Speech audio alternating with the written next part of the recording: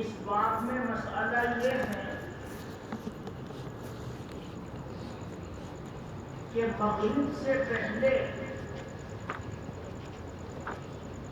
سنتیں ہیں یا نہیں.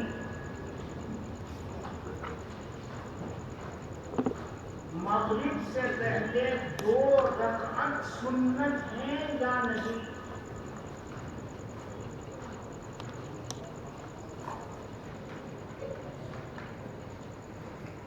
امام ابو حنیفہ اور امام مالک کہتے ہیں کہ مغرب سے پہلے سنتیں نہیں ہیں.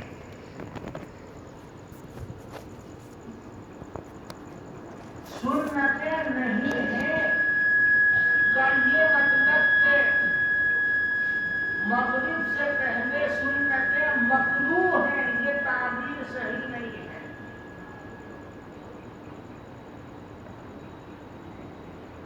مغرب سے پہلے 2 نفلیں مکروہ ہیں، یہ تعبیر نہیں، بلکہ تعبیر یہ ہے کہ مغرب سے پہلے 2 نفلیں نہیں ہیں، یعنی سنت نہیں ہے. کوئی پڑھنا چاہے پڑھے، سنت نہیں ہے.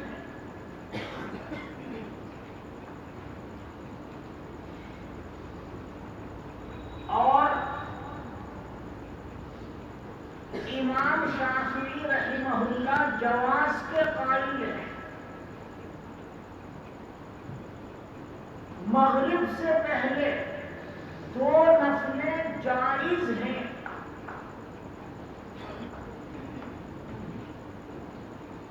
جواز استحباب کی بات نہیں بلکہ جواز.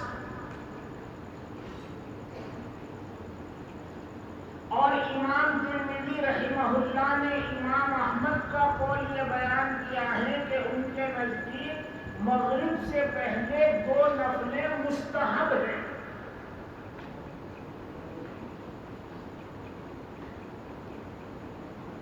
یہ اقوال آئے.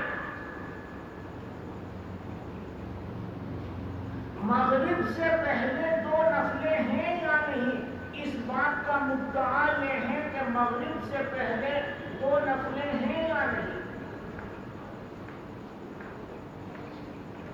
امام ابو حنیفہ اور امام مالک کہتے ہیں مغرب سے پہلے 2 نفلیں نہیں ہیں.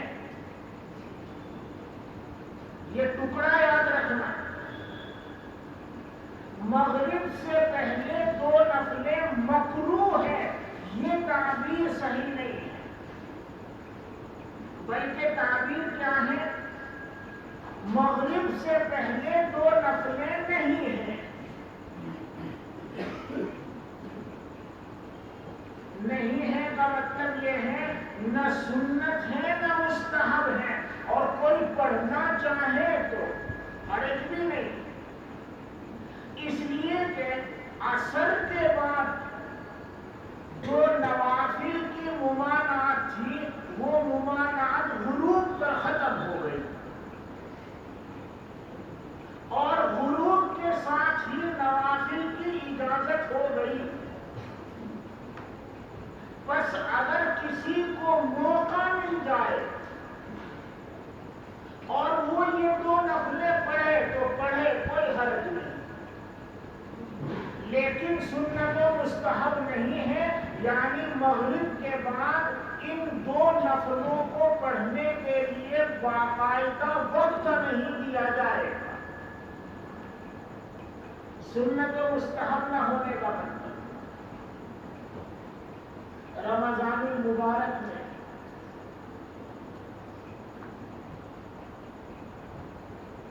غروب کے بعد اور اذان کے بیچ میں تھوڑا فاصلہ رکھا جاتا ہے، اور بعض جگہ پر غروب کے ساتھ ہی اذان ہوگی اور پھر اذان اور نماز کے بیچ میں تھوڑا فاصلہ رکھا جاتا ہے. رمضان المبارک اب ایک شخص یہ جو فاصلہ رکھا گیا ہے روزے داروں کی رعایت میں، اس وقت کو کام میں لائے اور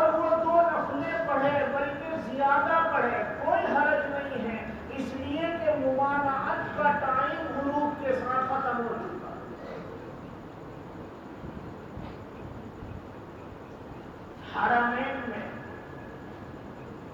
عربوں کی مسجدوں میں آج بھی اذان کے بعد کچھ ٹائم دیا جاتا ہے، اس کے بعد اقامت ہوگی اور مغرب شروع ہوگی۔ اب ہم حنفی جن کے یہاں مغرب سے پہلے 2 نفلیں سنت و مستحب نہیں ہیں، ہمیں ٹائم مل گیا ہے اور ہم بھی وہ 2 نفلیں پڑھ لیں بلکہ 4 نفلیں پڑھ لیں تو ہمارے لیے گنجائش ہوگی، کیونکہ ہمارے یہاں یہ نفلیں مکروہ نہیں ہیں، بس تعبیر یہ ہے کہ یہ نفلیں نہیں ہیں یعنی سنت و مستحب نہیں ہیں، لیکن اگر کسی کو وقت مل جائے وہ پڑھ لے تو اجازت ہے۔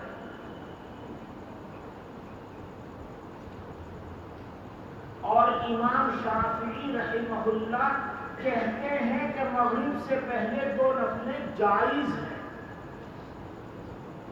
آپ غور کریں گے تو امام ابو حنیفہ اور امام مالک کا مذہب اور امام شافعی کا مذہب تقریباً ایک ہی ہے، اور امام احمد رحمہ اللہ کا مذہب امام ترمذی یہ بیان کر رہے ہیں کہ مغرب سے پہلے 2 نفلیں سنت ہے، مستحب ہے۔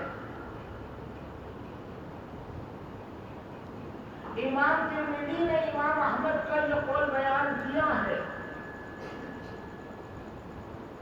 مگر مغنی ابن قدامہ میں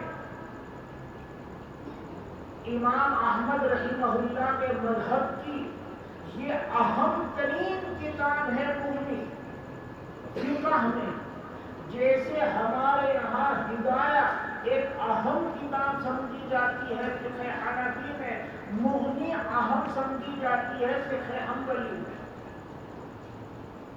مغنی ابن قدامہ میں امام احمد کی طرف جو استحباب کا قول منسوب کیا جاتا ہے اس کی نفی کی گئی ہے، اور یہ کہا گیا ہے کہ امام احمد کے یہاں مغرب سے پہلے 2 نفلیں صرف جائز ہیں، مستحب یا سنت نہیں۔ آپ غور کریں گے تو گویا چاروں اماموں کا قول ایک ہی ہے کہ مغرب سے پہلے 2 اماموں کی تعبیر یہ ہے کہ مغرب سے پہلے 2 نفلیں نہیں ہیں، کوئی پڑھ لے اس کی مرضی، ٹائم نہیں دیا جائے گا پڑھنے کے لیے، لیکن کسی کو وقت ملے وہ پڑھ لے تو پڑھ سکتا ہے۔ اور امام شافعی اور امام احمد کا قول جو مغنی ابن قدامہ میں ہے اس کے اعتبار سے یہ ہے کہ مغرب سے پہلے 2 نفلیں جائز ہے، مستحب یا سنیت کے وہ بھی قائل نہیں ہے۔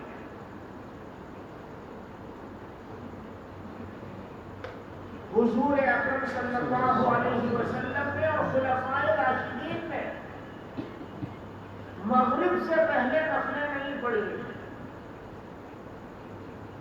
ابو داؤد میں روایت ہے، حضرت عبداللہ بن عمر رضی اللہ تعالی عنہما سے پوچھا گیا کہ کیا مغرب سے پہلے 2 نفلیں ہیں، کیا حکم ہے ان کا؟ تو ابن عمر نے فرمایا میں نے رسول اللہ صلی اللہ علیہ وسلم کے زمانے میں کسی کو یہ نفلیں پڑھتے ہوئے نہیں دیکھا۔ یہ روایت ابو داؤد میں ہے، ابن عمر کہہ رہے ہیں میں نے حضور کے زمانے میں کسی کو یہ نفلیں پڑھتے ہوئے نہیں دیکھا۔ معلوم ہوا نہ حضور پڑھتے تھے اور نہ خلفائے اربعہ پڑھتے تھے، مگر دور صحابہ میں یعنی حضور کے بعد دور صحابہ میں صحابہ سے مغرب سے پہلے 2 نفلیں پڑھنا ثابت ہے، اس لیے جائز ہے، سنت اور مستحب تو نہیں کہیں گے، مگر لفظ جائز بولا جا سکتا ہے کہ مغرب سے پہلے 2 نفلیں پڑھنا جائز ہے۔ بڑے دو اماموں کی ایک دلیل تو یہ ہے، وہ جو کہتے ہیں کہ مغرب سے پہلے دو نفلیں نہیں ہیں، ان کی ایک دلیل تو یہ ابن عمر کی روایت ہے جو ابو داؤد کے حوالے سے سنا ہے، اور عقلی دلیل یہ ہے کہ مغرب کا جو وقت مستحب ہے وہ موسع نہیں ہے بلکہ مضیق ہے، تنگ ہے۔ چنانچہ حضرت جبرائیل نے دونوں دن نمازیں مغرب کی غروب کے ساتھ فوراً پڑھائی ہے۔ یہ اس بات کی دلیل ہے کہ مغرب کا جو وقت مستحب ہے وہ تنگ ہے، موسع نہیں ہے۔ اس وجہ سے بھی غروب کے بعد فوراً اذان ہونی چاہیے اور اذان کے بعد فوراً مغرب کی نماز ہو جانی چاہیے۔ وہ سنتوں کا وقت دیا جائے گا تو وقت مستحبات سے نکل جائے گا۔ یہ بھی بڑے دو اماموں کی دلیل ہے۔ بہرحال اس بات میں زیر بحث مسئلہ یہی ہے کہ مغرب سے پہلے دو نفلیں ہیں یا نہیں۔ بڑے دو امام کہتے ہیں نہیں ہیں، امام شافعی جواز کا قائل ہے، اور امام ترمذی کے قول کے مطابق امام احمد کے یہاں یہ دو نفلیں مستحب و سنت ہیں۔ وبه قال حدثنا حناد قال حدثنا وكيع عن قهمس بن الحسين عن عبد الله بن بريدة عن عبد الله بن مغفل رضي الله عنه عن النبي صلى الله عليه وسلم قال بين كل اذانين صلاة لمن شاء۔ جو حضرات مغرب سے پہلے دو نفلوں کے جواز کے یا استحباب کے قائل ہیں، یہ ان کی دلیل ہے۔ حضور اکرم صلی اللہ علیہ وسلم فرما رہے ہیں ہر دو اذانوں کے درمیان نماز ہے اس شخص کے لیے جو چاہے۔ دو اذان سے کون سی دو اذانیں؟ اذان اور اقامت۔ اذان اور اقامت کے درمیان میں جتنی چاہو نمازیں پڑھ سکتے ہو۔ فجر کی اذان اور اقامت کے درمیان نماز ہے، ظہر کی اذان اور اقامت کے درمیان نماز ہے، عصر کی اذان اور اقامت کے درمیان نماز ہے، مغرب کی اذان اور اقامت کے درمیان بھی نماز ہے۔ بس ثابت ہوا کہ مغرب سے پہلے نفلیں ہیں، یہ استدلال ہے۔ امام طحاوی رحمہ اللہ نے کہا کہ یہاں دو اذانوں سے دو اذان ہی مراد ہیں، اذان و اقامت مراد نہیں۔ جب آپ طحاوی شریف پڑھیں گے اور یہ حدیث پڑھیں گے تو وہاں امام طحاوی کا یہ قول پڑھو گے بین کل اذانین سے اذان ہی مراد ہے، اقامت مراد نہیں۔ یعنی فجر کی اذان اور ظہر کی اذان کے درمیان میں نمازیں ہیں، ظہر کی اذان اور عصر کی اذان کے درمیان نماز ہے، عصر کی اذان اور مغرب کی اذان کے درمیان نماز ہے، مغرب کی اذان اور عشاء کی اذان کے درمیان نماز ہے، عشاء کی اذان اور فجر کی اذان کے درمیان نماز ہے۔ بین کل اذانین سے دو اذانیں ہی مراد ہیں، اذان و اقامت مراد نہیں ہے۔ یہ امام طحاوی رحمہ اللہ نے فرمایا ہے، مگر حضرت کی یہ بات غور طلب ہے، اس لیے کہ دو اذانوں کے بیچ میں تو فرض نماز ہے، اور جب دو اذانوں کے درمیان فرض نماز ہے تو لمن شاء کی قید کا کوئی مطلب نہیں ہے۔ فرض نماز تو ہر حال میں پڑھنی ہے، چاہے بندہ چاہے یا نہ چاہے۔ لمن شاء کا مطلب کیا ہو جائے گا؟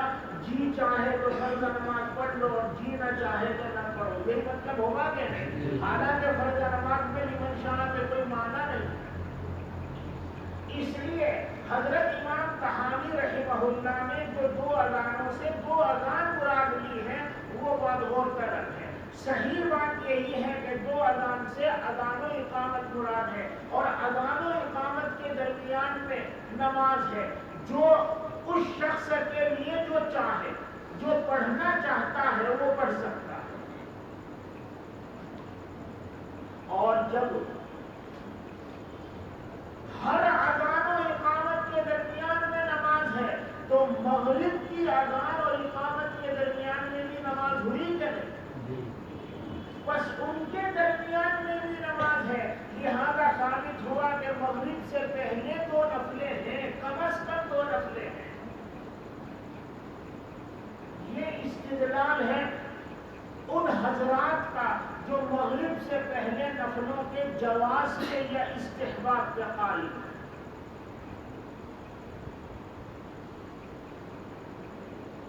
مگر یہ استدلال بہت مضبوط نہیں ہے، اس لیے کہ بین کلی اذانین صلاۃ لمن شاء کا ترجمہ مطلب کیا ہوگا؟ اذان و اقامت کے درمیان میں نماز ہے اس شخص کے لیے جو چاہے، یعنی جتنی چاہو تم نمازیں پڑھ سکتے ہو، یہی مطلب ہوگا کہ نہیں؟ بس فجر کی اذان اور اقامت کے درمیان میں جتنی چاہیں ہم نفلیں پڑھ سکتے ہیں، یہ مسئلہ ہونا چاہیے۔ حالانکہ چاروں ائمہ متفق ہیں کہ فجر کی اذان کے بعد اور اقامت کے درمیان میں صرف دو نفلیں پڑھ سکتے ہیں، زیادہ نفلیں نہیں پڑھ سکتے۔ لمن شاء کا تو تقاضا یہ ہے کہ جتنی چاہو پڑھو، جبکہ فجر کی اذان و اقامت کے درمیان صرف دو نفلیں پڑھ سکتے ہیں۔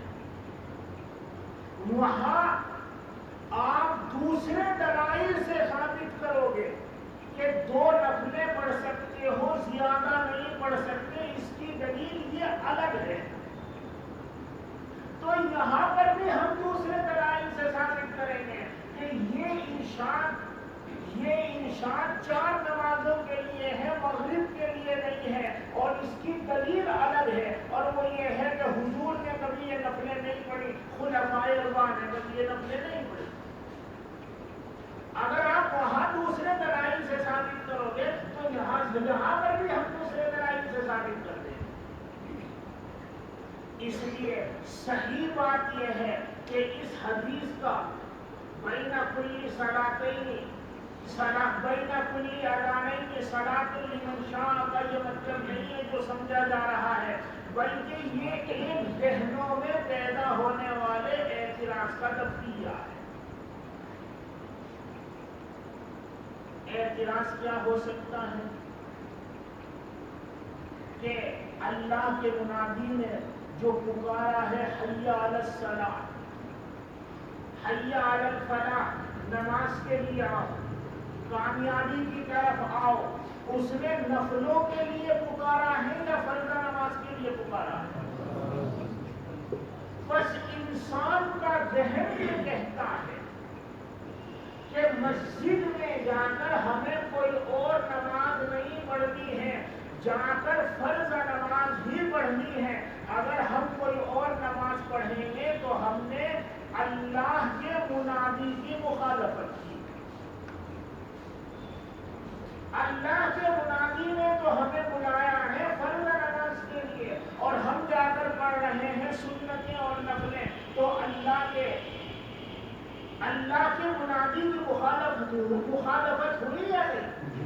یہ انسان کا ذہن کہتا ہے۔ اس کا جواب دیا گیا کہ آپ کا ذہن جس نتیجے پر پہنچ رہا ہے یہ نتیجہ صحیح نہیں ہے۔ ہر دو اذانوں کے درمیان میں نماز ہے، نفلیں ہیں، اور یہ اللہ کے منادی کی مخالفت نہیں ہے، اس لیے کہ وہ دوبارہ پکارے گا۔ اگر اسے دوبارہ نہ پکارنا ہوتا تو مخالفت ہوتی، مگر اس نے ایک دفعہ پکار لیا، یہ کافی ہو گیا، یا وہ دوبارہ پکارے گا؟ دوبارہ پکارے گا۔ اذا اقیمت الصلاۃ فلا صلاۃ الا المکتوبہ، جب اقامت کہہ دی گئی نماز کے لیے تو اب فرض نماز کے علاوہ کوئی اور نہیں پڑھ سکتی. جب اس نے دوبارہ پکار دیا اب تو فرض نماز پڑھنی ہے اور اس کے دوبارہ پکارنے سے پہلے یعنی پہلی پکار اور دوسری پکار اس کے درمیان میں آپ نفلیں پڑھ سکتے ہیں. یہ اللہ کے منادی کی مخالفت نہیں ہے. یہ ہے حدیث کا مطلب. فجر اور عصر کے فجر کی اذان اور نماز اقامت کے درمیان میں کتنی نفلیں ہیں؟ مغرب کی اذان اور اقامت کے درمیان میں نفلیں ہیں یا نہیں ہیں؟ یہ اس حدیث کا مدعا ہے ہی نہیں. اس حدیث کا مدعا تو صرف اتنا ہے کہ اذان کے بعد مسجد میں جا کر نوافل میں مشغول ہونا یہ اللہ کے منادی کی مخالفت نہیں ہے. کیوں مخالفت نہیں ہے؟ اس لیے کہ جو منادی ہے وہ دوبارہ پکارے گا. ہاں جب اس نے دوبارہ پکارا اب نوافل میں مشغول ہونا یہ مخالفت ہوگا، جائز نہیں ہوگا. چنانچہ قاعدہ ہے اذا اقیمت الصلاۃ فلا صلاۃ الا المکتوبہ. بس اس حدیث میں ذہنوں میں پیدا ہونے والے ایک خلجان کا نظریہ ہے. اور رہی یہ بات کہ فجر کی اذان اور اقامت کے درمیان میں کتنی سنتیں ہیں اور مغرب کی اذان اور اقامت کے درمیان میں سنت ہے یا نہیں، اس حدیث کا اس مسئلے سے کوئی تعلق نہیں ہے اور یہ بات دیگر دلائل سے ثابت کی جائے گی. چنانچہ مغرب کی اذان اور اقامت کے درمیان سنت ہے یا نہیں اس کو ہم دوسرے دلائل سے ثابت کریں گے. اور دوسرے دلائل جب سامنے رکھتے ہیں تو حضرت ابن عمر کی حدیث ہمیں ملتی ہے. انہوں نے فرمایا حضور کے زمانے میں کوئی یہ سنتیں نہیں پڑھتا تھا. لہذا ثابت ہوا کہ مغرب سے پہلے تو نفلیں نہیں ہیں یعنی سنت اور مستحب نہیں ہے، مگر چونکہ غروب کے ساتھ ہی مطلوب وقت ختم ہو چکا ہے اور نوافل کی اجازت ہو گئی، بس کسی کو وقت ملے اور وہ یہ دو نفلیں پڑھ لے تو جائز ہوگا. چنانچہ دور صحابہ نے حضرات صحابہ کرام نے یہ دو نفلیں پڑھی ہیں. وبه قال حدثنا هناد قال حدثنا وكيع عن قهمس بن الحسين عن عبد الله بن بريدة عن عبد الله بن مغفل رضي الله عنه عن النبي صلى الله عليه وسلم قال بين كل اذانين صلاة لمن شاء. وفي الباب عن عبد الله بن الزبير قال ابو عيسى حديث عبد الله بن مغفل حديث حسن صحيح. وقد اختلف اصحاب النبي صلى الله عليه وسلم في الصلاة قبل المغرب فلم ير بعضهم الصلاة قبل المغرب. صحابہ میں سے بعض مغرب سے پہلے نماز کو نہیں دیکھتے ہیں، یعنی وہ یہ کہتے ہیں کہ مغرب سے پہلے نماز نہیں ہے. امام ابو حنیفہ اور امام مالک اسی کے قائل ہیں. وقد روي عن غير واحد من اصحاب النبي صلى الله عليه وسلم انهم كانوا يصلون قبل صلاة المغرب ركعتين بعد بين الاذان والاقامة. اور بعض صحابہ پڑھا کرتے تھے اور اس میں حرج بھی کچھ نہیں ہے، اس لیے کہ عصر کے بعد نوافل کی جو ممانعت ہے وہ ممانعت غروب کے ساتھ ہی ختم ہو گئی. وقال احمد واسحاق ان صلاهما فحسن وهذا عندهما على الاستحباب.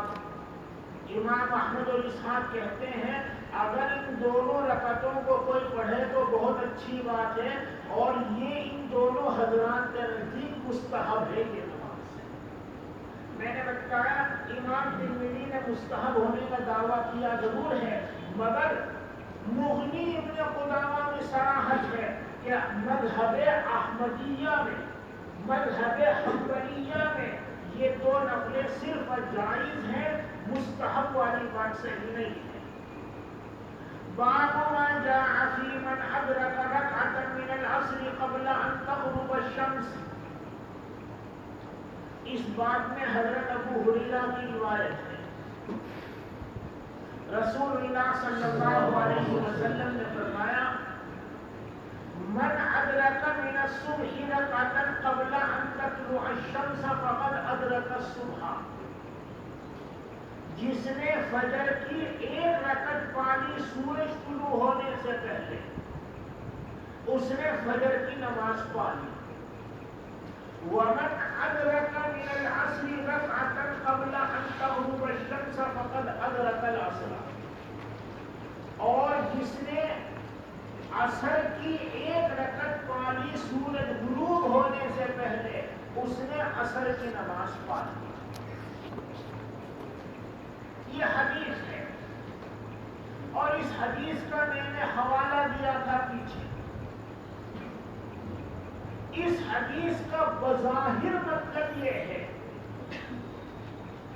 کہ اگر فجر کی نماز پڑھ رہا ہے اور درمیان میں سورج نکل آیا تو وہ نماز مکمل کرے, اس کی نماز صحیح ہے.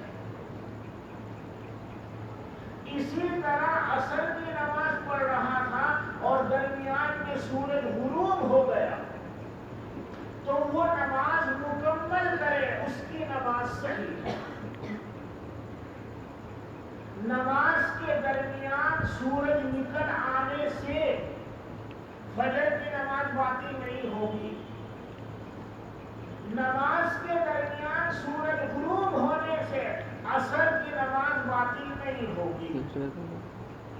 حدیث کا بظاہر مطلب یہ ہے اور ائمہ ثلاثہ نے یہی مطلب لیا ہے. چنانچہ وہ فرماتے ہیں کہ عند طلوع الشمس فجر کی نماز پڑھ سکتے ہیں, عند غروب الشمس فجر کی نماز عصر کی نماز پڑھ سکتے ہیں. فجر الیوم صحیح ہے اور عصر الیوم صحیح ہے. دیکھو کل فجر کی نماز قضا ہوئی تھی, آج پڑھ رہا ہوں اور درمیان میں سورج نکل آیا, تمام ائمہ کے نزدیک کے نماز باطل ہو گئی. کل عصر قضا ہوئی تھی, آج عصر پڑھ رہا ہوں اور درمیان میں سورج ڈوب گیا, تمام ائمہ کے نزدیک یہ عصر باطل ہو گئی. مگر فجر الیوم یعنی آج کی فجر پڑھ رہا ہے اور درمیان میں سورج نکل آیا, عصر الیوم یعنی آج کی عصر پڑھ رہا ہے اور درمیان میں سورج غروب ہو گیا, تو ائمہ ثلاثہ کہتے ہیں فجر الیوم بھی صحیح ہو گئی, عصر الیوم بھی صحیح ہو گئی.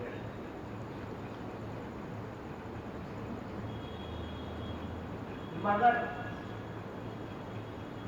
احناف کہتے ہیں عصر الیوم تو صحیح ہو جائے گی, فجر الیوم باطل. یعنی آج کی عصر پڑھ رہا ہے اور درمیان میں سورج غروب ہو گیا تو عصر صحیح, اور آج کی فجر پڑھ رہا ہے اور درمیان میں سورج نکل آیا تو فجر باطل. اور یہ جو مسئلہ ہے یہ اجتہادی مسئلہ ہے. اس حدیث میں فجر الیوم اور عصر الیوم کی بات نہیں ہے, یہ اجتہادی مسئلہ ہے. میں نے بتلایا تھا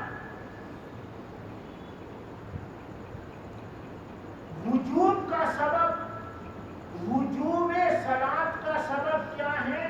دخول وقت. اور وجوب ادا کا سبب ہے تکبیر تحریمہ سے متصل وقت. بس ایک آدمی آج کی فجر پڑھ رہا ہے, اس نے جب تکبیر نہیں تو اس سے سیکنڈ بھر پہلے کا جو وقت ہے وہ ہے وجوب ادا کا سبب, اور وہ وقت کامل ہے, لہذا نماز کیسی واجب ہو گئی؟ کامل. اور درمیان میں سورج نکل مکروہ تحریمی وقت ہے، ناقص وقت ہے، بس اگر اس وقت میں وہ نماز پوری کرے گا تو واجب ہوئی تھی کامل اور پوری کر رہا ہے ناقص، لہذا نماز صحیح نہیں ہوگی۔ اور جو بندہ اثر پڑ رہا ہے اور درمیان میں سورج غروب ہو گیا، بتلاؤ اس نے کامل وقت میں نماز شروع کی ہوگی یا ناقص وقت میں؟ ظاہر بات ہے اس فرار شخص کے بعد سارا وقت ناقص ہے اور اس نے نماز ہی ناقص وقت میں شروع کی، پر چونکہ شروع ہی ناقص وقت میں کی لہذا اس پر فرض بھی ناقص ہوئی اور درمیان میں سورج غروب ہو گیا تو اس نے پوری بھی ناقص کی، جیسی واجب ہوئی تھی ویسی ہی پوری کی، لہذا عصر الیوم سے ہی ہو۔ یہ احناف کہتے ہیں یہ مسئلہ کیا ہے؟ اجتہادی، اور یہ جو حضرت ابو ہریرہ کی حدیث ہے اس حدیث سے اس مسئلے کا کوئی تعلق نہیں، فجر الیوم اور عصر الیوم کا اس حدیث سے کوئی تعلق نہیں۔ پھر اس حدیث کا کیا مطلب ہے؟ اس حدیث کا مطلب یہ ہے کہ کوئی بچہ نماز کے بالکل آخر وقت میں بالغ ہوا، اتنا وقت باقی ہے کہ ایک رکعت پڑھ سکے اور وہ بالغ ہوا، یا عورت حائضہ تھی، نفاس والی تھی، نماز کے بالکل آخر وقت میں پاک ہوئی، اتنا وقت باقی ہے کہ ایک رکعت پڑھ سکے اور وہ پاک ہوئی، یا کوئی مجنون تھا اور نماز کے بالکل آخر وقت میں اس کو افاقہ ہوا، اتنا وقت باقی ہے کہ صرف ایک رکعت پڑھ سکے، تو اس پر وہ نماز فرض ہو گئی، بس ادا پڑھ سکے تو ادا پڑھے اور اگر ادا نہ پڑھ سکے تو اس پر قضا پڑھنی ضروری ہے۔ اگر اس کے لیے کرامت ظاہر ہو جائے اور سورج ڈوب جائے تو ادا پڑھے، اور اگر کرامت ظاہر نہ ہو، سورج آگے بڑھتا رہے اور قضا ہو جائے تو قضا پڑھے۔ یہ نہیں کہ اگر کوئی بچہ بالغ ہوا نماز کے آخری وقت میں اور اتنا وقت باقی ہے جس میں وہ وضو کر کے 4 رکعت پڑھ سکے تو وہ نماز اس پر فرض ہوگی، اور اگر اتنا وقت نہیں تھا بالغ ہوا تو نماز فرض نہیں ہوگی۔ مسئلہ یہ نہیں ہے، مسئلہ یہ ہے کہ بچہ بالغ ہوا اور اتنا وقت باقی ہے کہ صرف ایک رکعت پڑھ سکے، حائضہ اور نفاس والی عورت پاک ہوئی اور اتنا وقت باقی ہے کہ صرف ایک رکعت پڑھ سکے، اور مجنون کو افاقہ ہوا اور اتنا وقت باقی ہے کہ صرف ایک رکعت پڑھ سکے، تو بھی ان سب پر وہ نماز فرض ہو گئی، بس ادا پڑھ سکے تو ادا پڑھے اور ادا نہ پڑھ سکے تو قضا پڑھے۔ یہ ہے حدیث کا مطلب۔ چنانچہ یہ روایت بخاری میں عصر اور فجر کی قید کے بغیر بھی آئی ہے۔ بخاری میں جو الفاظ ہیں وہ یہ ہیں: من ادرک رکعۃ من الصلاۃ فقد ادرک الصلاۃ، من ادرک رکعۃ من الصلاۃ فقد ادرک الصلاۃ، جس نے کسی نماز کی ایک رکعت کے بقدر وقت پا لیا اس نے نماز کو پا لیا۔ اگرچہ عام طور پر فجر کی اور عصر کی قید کے ساتھ حدیث آئی ہے، مگر یہ حکم پانچوں نمازوں کا ہے۔ اور فجر اور عصر کی قید کیوں ہے؟ اس لیے کہ یہی 2 وقت ایسے ہیں جس میں ٹائم نکلتا ہوا محسوس طور پر پتہ چلتا ہے۔ دیکھو ظہر کا وقت نکل رہا ہے، عصر کا داخل ہو رہا ہے، محسوس طور پر پتہ چلتا ہے اور نمازوں میں پتہ چلتا ہے، مگر فجر میں محسوس طور پر پتہ چلتا ہے کہ فجر کا ٹائم ختم ہو رہا ہے اور مکروہ وقت شروع ہو رہا ہے۔ عصر میں بھی محسوس طور پر پتہ چلتا ہے کہ اس لیے ان 2 وقتوں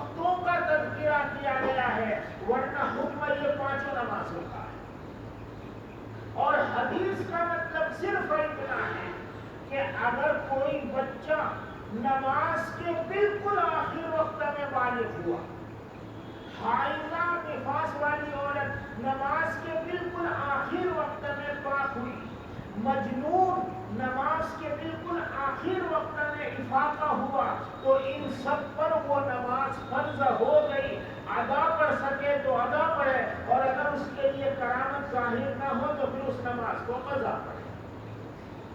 فجر الیوم اور اصل الیوم کا مسئلہ اس حدیث میں ہے ہی نہیں، اور فجر الیوم صحیح نہیں ہوگی اور اصل الیوم صحیح ہو جائے گی، یہ منصوص مسئلہ نہیں ہے بلکہ یہ اجتہادی مسئلہ ہے۔ امام ابو حنیفہ رحمہ اللہ اس بات کے قائل ہیں۔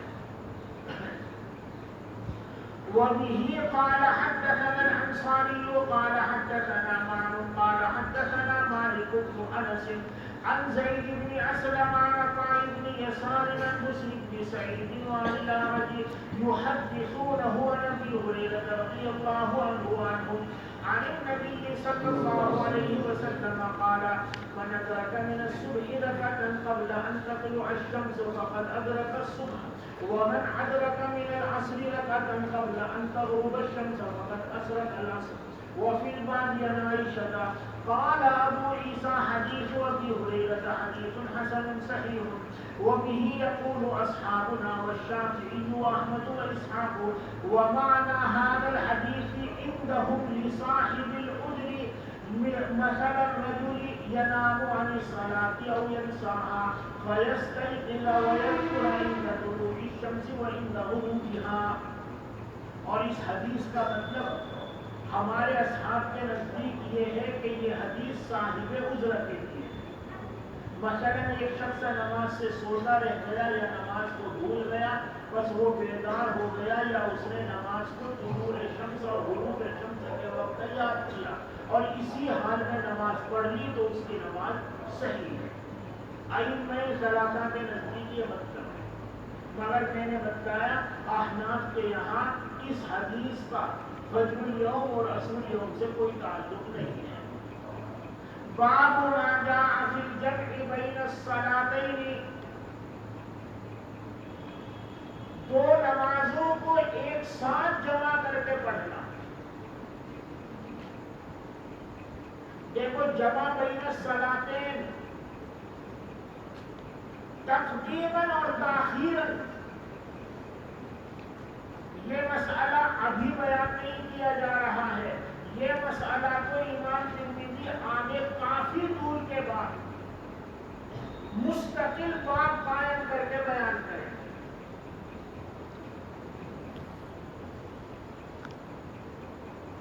اس بات میں جمع سوری کا بیان ہے، جمع حقیقی یعنی ظہر اور عصر کو ظہر کے وقت میں پڑھ لینا، اس کو کہتے ہیں جمع تقدیم، یا دونوں کو عصر کے وقت میں پڑھنا، اس کا نام ہے جمع تاخیر، یہ جمع حقیقی ہے۔ مغرب اور عشاء کو مغرب کے وقت میں پڑھنا جمع تقدیم، دونوں نمازوں کو عشاء کے وقت میں پڑھنا جمع تاخیر، یہ جمع حقیقی ہے۔ جمع حقیقی جائز ہے یا نہیں، یہ اس بات کا مدعا نہیں ہے۔ امام ترمذی رحمہ اللہ یہ مسئلہ کافی آگے جا کر بیان کریں گے، تقریباً ابواب الصلاۃ کے آخر میں بیان کریں گے۔ اس بات میں مسئلہ ہے جمع سوری کا، ایک نماز کو اس کے آخر وقت میں پڑھنا اور دوسری نماز کو اس کے شروع میں پڑھنا،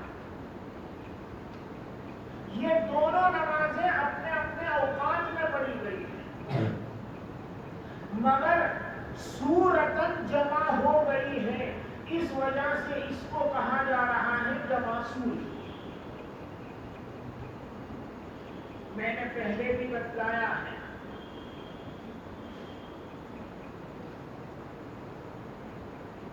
عرفہ اور مزدلفہ میں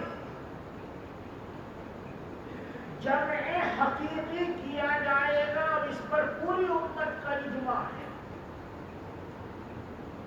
عرفہ میں ظہرین کو ظہر کے وقت میں پڑھیں گے اور مزدلفہ میں عشاءین کو عشاء کے وقت میں پڑھیں گے، اور اس پر حضور کے زمانے سے لے کر آج تک پوری امت کا اجماع ہے، یعنی یہ بات تواتر طبقہ سے ثابت ہے۔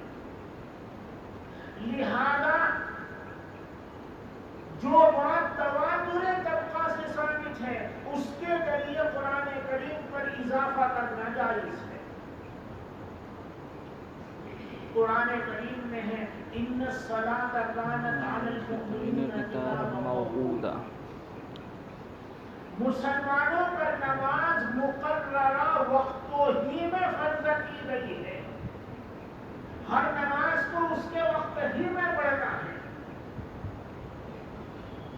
مگر تواتر طبقہ سے ظہرین کو عرفات میں جمع کرنا اور عشاءین کو مزدلفہ میں جمع کرنا ثابت ہے، اور متواتر سے قرآن کریم پر اضافہ کیا جا سکتا ہے، بس قرآن کریم پر اضافہ کیا گیا اور پوری امت کا اجماع ہے کہ ظہرین کو عرفہ میں جمع کیا جائے گا اور عشاءین کو مزدلفہ میں جمع کیا جائے گا۔ اس کے علاوہ جمع حقیقی جائز ہے یا نہیں؟ عرفہ میں جو دونوں کو جمع کر رہے ہو یہ تو جمع حقیقی ہے ہی، اس کے علاوہ جمع حقیقی جائز ہے یا نہیں؟ 3 اماموں کے یہاں جائز ہے۔ اگر بارش کا عذر ہے، بیماری کا عذر ہے یا سفر کا عذر ہے، ان 3 آزار میں سے کوئی عذر ہے تو جمع حقیقی جائز ہے، جمع تقدیم بھی جائز ہے اور جمع تاخیر بھی جائز ہے۔ دیکھو امام احمد رحمہ اللہ تینوں آزار کو مانتے ہیں، بیماری، سفر اور بارش، تینوں آزار کو مانتے ہیں، مگر امام مالک رحمہ اللہ وہ بیماری کو عذر نہیں مانتے اور امام شافعی بارش کو عذر نہیں مانتے۔ گویا امام مالک کے یہاں 2 عذر سے جمع کر سکتے ہو، سفر کا عذر ہو یا بیمار ہو، اور امام شافعی کے یہاں بھی 2 عذر سے جمع کر سکتے ہیں، سفر ہو یا بارش ہو، اور امام احمد کے یہاں تینوں آزار سے جمع کر سکتے ہیں۔ اگر ان 3 عذروں میں سے کوئی عذر ہے تو ان 3 حضرات کے یہاں جمع حقیقی کی اجازت ہے، جمع تقدیماً بھی اور جمع تاخیراً بھی، اس کے علاوہ جمع نہیں کر سکتے۔ یہ مسئلہ اپنی جگہ پر آئے، یہاں تو باب میں حدیث یہ آ رہی ہے کہ رسول اللہ صلی اللہ علیہ وسلم نے مدینہ منورہ میں 2 نمازوں کو جمع کیا ہے، ظہرین کو بھی جمع کیا ہے اور عشاءین کو بھی جمع کیا ہے، جبکہ بارش بھی نہیں تھی اور دشمن کا خوف بھی نہیں تھا۔ دیکھو حضور یہ عمل مدینہ منورہ میں کر رہے ہیں، مدینہ منورہ میں کر رہے ہیں کا مطلب ہے کوئی سفر نہیں ہے، سفر کا عذر نہیں ہے، اور بارش کا عذر بھی نہیں ہے، اور سب کے سب مصلی بیمار ہو گئے ہو یہ عذر بھی نہیں ہو سکتا، یعنی بغیر کسی عذر کے حضور نے عشاءین کو جمع کیا ہے اور ظہرین کو جمع کیا ہے۔ ظاہر بات ہے یہ جمع کرنا جمع حقیقی نہیں ہو سکتا، جمع سوری ہے۔ آپ ظہر کو آخر وقت میں پڑھ رہے ہیں اور عصر کو اول وقت میں پڑھ رہے ہیں، عشاء کو مغرب کو آخر وقت میں پڑھ رہے ہیں اور عشاء کو اول وقت میں پڑھ رہے ہیں، یہ جمع سوری ہے۔ راوی حدیث ابن عباس سے پوچھا گیا کہ حضور اکرم صلی اللہ علیہ وسلم نے ایسا کیوں کیا؟ کیا وجہ ہے؟ تو ابن عباس نے فرمایا اللہ تخرج امتہ، امت کو مشقت سے بچانے کے لیے حضور نے یہ عمل کیا، یعنی بیان جواز کے لیے کیا۔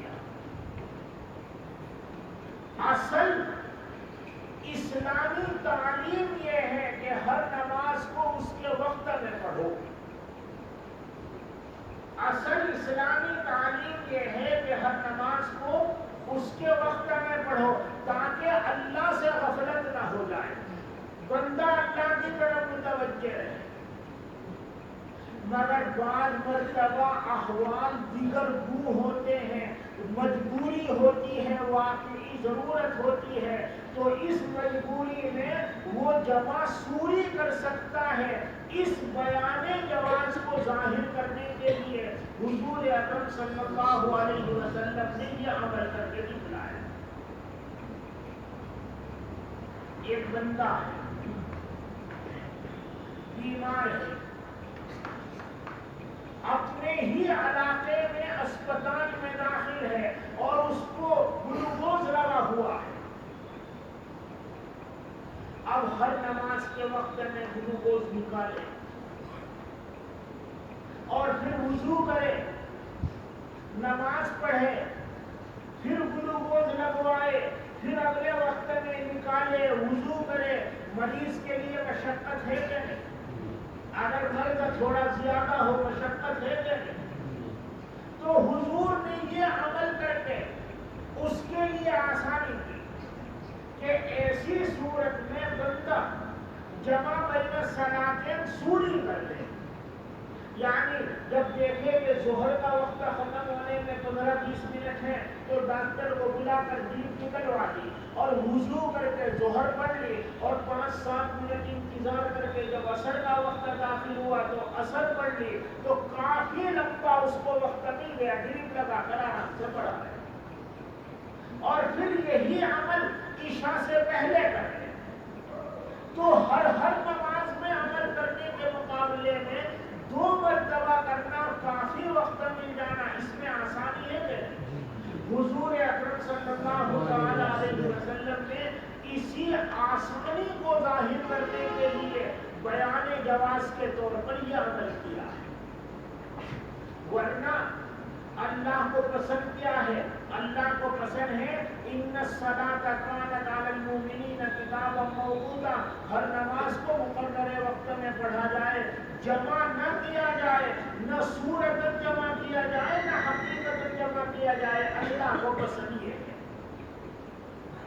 لیکن مجبوری میں جمع سوری کر سکتا ہے، مجبوری میں جمع سوری کر سکتا ہے، اور سفر ہونا بھی ضروری نہیں ہے، بیماری کا عذر بھی ضروری نہیں ہے، بارش کا عذر بھی ضروری نہیں ہے، بغیر کسی عذر کے جمع سوری کر رہا ہے تو اس کی گنجائش ہے۔ حضور نے یہ بات ظاہر کرنے کے لیے اور بیان جواز کے طور پر یہ عمل کر کے دکھلایا۔ بعد میں ایک دوسری حدیث بھی ہے، ابن عباس فرماتے ہیں رسول اللہ صلی اللہ علیہ وسلم نے فرمایا جس نے بغیر عذر کے 2 نمازوں کو جمع کیا وہ کبیرہ گناہوں کے دروازوں میں سے ایک دروازے پر آیا۔ یہی بات میں روایت آ رہی ہے، بغیر عذر کے 2 نمازوں کو جمع کیا وہ کبیرہ گناہوں کے دروازوں میں سے ایک دروازے پر، یعنی اس نے کبیرہ گناہ کیا۔ کیوں؟ اس لیے کہ اگر اس نے جمع تقدیم کی ہے تو ایک نماز ہوئی، ایک نماز ہوئی نہیں۔ مثلا عصر کی نماز ظہر کے وقت میں پڑھی تو صرف ظہر ہوئی، عصر اس کے دن میں باقی رہ گئی، کبیرہ گناہ۔ اور اگر عصر کے وقت میں ظہر پڑھی ہے، جمع تاخیر کی ہے، تو ایک نماز قضا کرنے کی وجہ سے کبیرہ گناہ۔ حضور وہ یہ فرما رہے ہیں کہ اگر کسی نے 2 نمازوں کو جمع کیا ہے تو وہ کبیرہ گناہوں کے دروازوں میں سے ایک دروازے پر آیا۔ امام ترمذی رحمہ اللہ فرمائیں گے چاروں ائمہ کا اتفاق اسی حدیث پر ہے، یعنی دو نمازوں کو جمع کرنے کی اجازت نہیں ہے بلا عذر۔ وبه قال حدثنا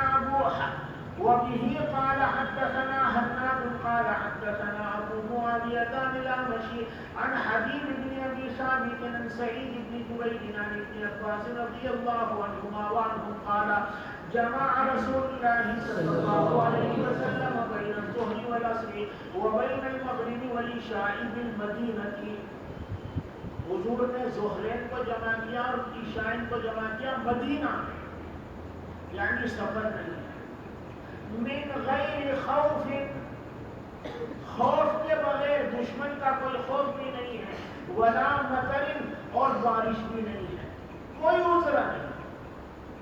قال فقیل لابن عباس ما اراد بذلك، ابن عباس سے کہا گیا حضور نے کس کا ارادہ کیا، یعنی یہ عمل کیوں کیا؟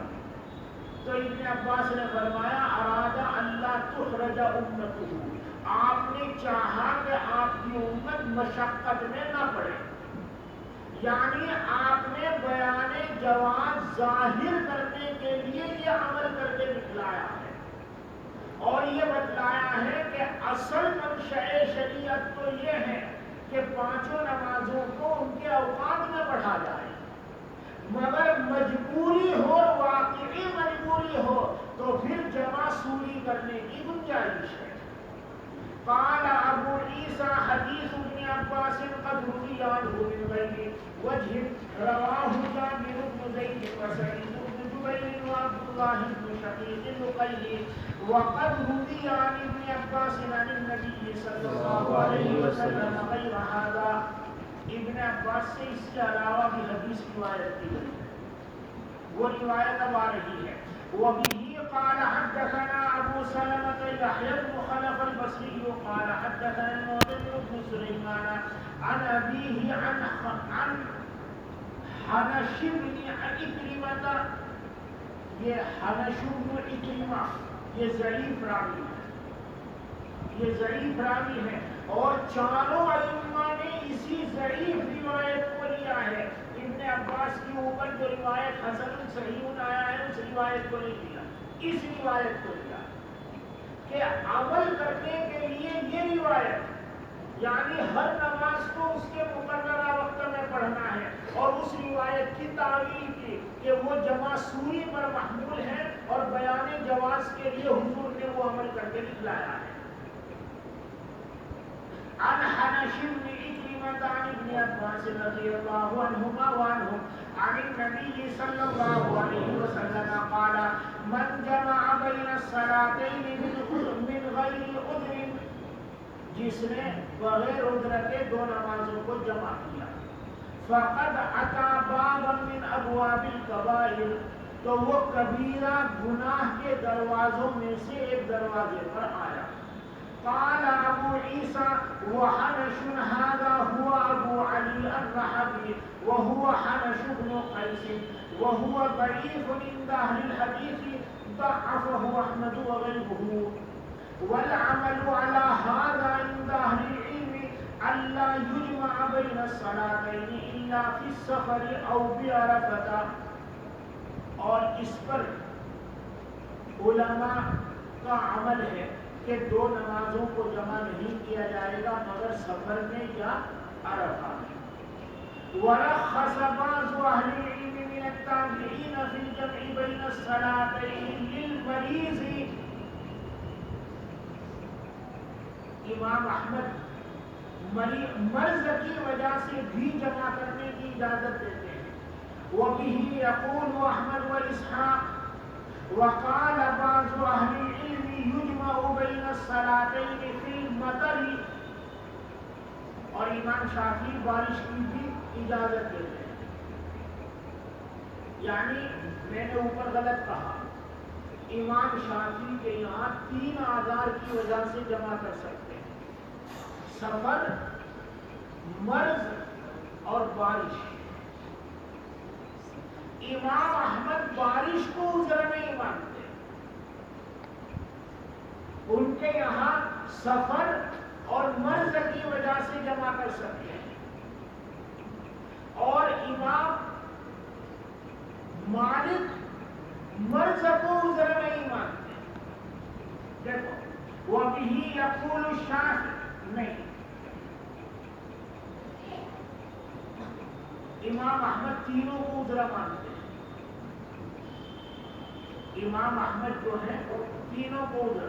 وَبِهِ يَقُولُ الشَّافِعِيُّ وَأَحْمَدُ وَإِسْحَاقُ وَلَمْ يَرَ الشَّافِعِيُّ لِلْمَرِيضِ أَنْ يُجْمَعَ بَيْنَ الصَّلَاتَيْنِ. اور امام شافعی مریض کو جمع بین الصلاتین کی اجازت نہیں دیتے. امام شافعی کے یہاں دو عذر سفر اور بارش. امام مالک کے یہاں بھی دو عذر سفر اور مرض. بارش کو وہ عذر نہیں مانتے. اور امام احمد کے یہاں تینوں عذر بارش بھی مرض بھی اور سفر بھی. یہ اس میں ہوا. وَلَمْ يَرَ الشَّافِعِيُّ لِلْمَرِيضِ أَنْ يُجْمَعَ بَيْنَ الصَّلَاتَيْنِ. میں نے بتایا کہ مرض میں سفر میں اور بارش میں جمع بین الصلاتین کر سکتے ہیں یا نہیں کر سکتے یہ اس بات کا مدعا نہیں ہے. امام ترمذی رحمہ اللہ یہ مسئلہ آگے چل کر بیان کریں گے تقریباً کتاب الصلاۃ کے آخر میں. یہاں تو حضرت نے ضمن بات بیان کر دی. اصل بات کا مدعا یہ تھا یہاں پر کہ جمع سوری کی گنجائش ہے آزار کی صورت میں.